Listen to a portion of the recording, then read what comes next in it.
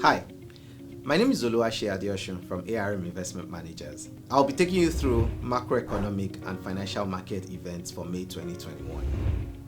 In the macroeconomic events, National Bureau of Statistics released the GDP numbers for Q1 2021. And from the numbers released, we saw that Nigeria's economy in that period grew by 0.51%. Now, what drove this growth? The growth was driven by the non-oil sector, which grew by 0.79%. And that non-oil sector's growth was a result of the expansion in the ICT, manufacturing, and agricultural sectors of the economy.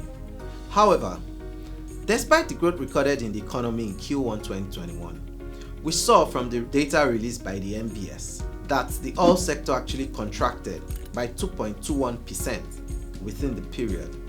This implied the fourth consecutive quarter of contraction in the oil sector. This decline is a result of the lower oil production volumes of 1.72 million barrels per day, compared with production volume of 2.17 million barrels per day recorded in the first quarter of 2020. According to the data released for April, inflation declined to 18.12%. Now, this is the first decline we're seeing in inflation in the last 20 months. The major factor responsible for the decline in inflation was food inflation, which declined to 22.72% from 22.95% the previous month.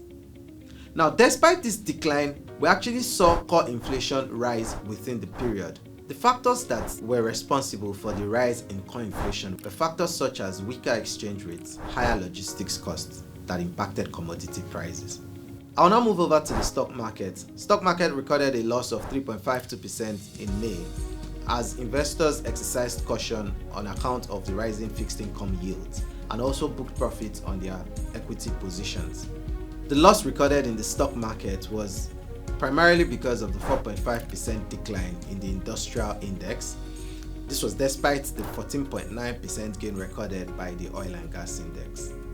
Specifically, the market's performance for the month was impacted by losses recorded in Airtel Africa, MTN, BUA Cement, despite the gains recorded by stocks such as Seplat. For fixed income, we continue to see yields on fixed income securities rise within the month. Average yields on fixed income instruments actually rose within the month to 12.39 from 11.84 the prior month. Now, you may ask me what's been responsible for the rise in the fixed income yields.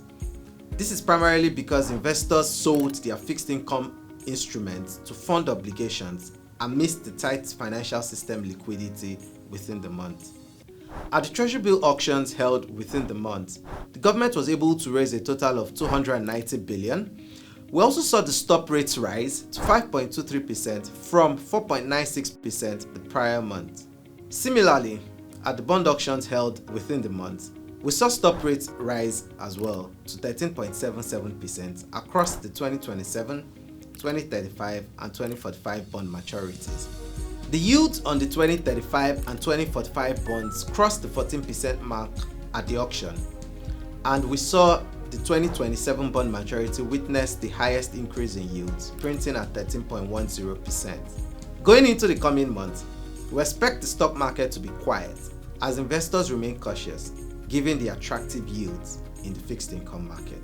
Consequently, retail investors are expected to be the major drivers of market activities, whilst the institutional investors remain largely on the sidelines.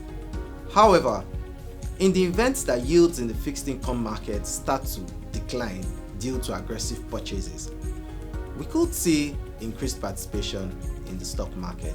For fixed income, although we expect buying interest to improve given the attractive yields obtainable in the fixed income market, however, we expect fixed income yields to remain at current levels given the tight liquidity within the financial system, as well as investors' demand for higher yields due to the high inflation numbers.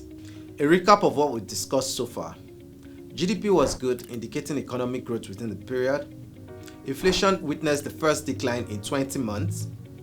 The stock market recorded a loss as a result of the rising yields in fixed income space, and fixed income yields continued to rise within the period. I hope this has been insightful. Should you have further questions, please reach out to your relationship managers or our customer care representatives. And remember, we remain invested in your tomorrow.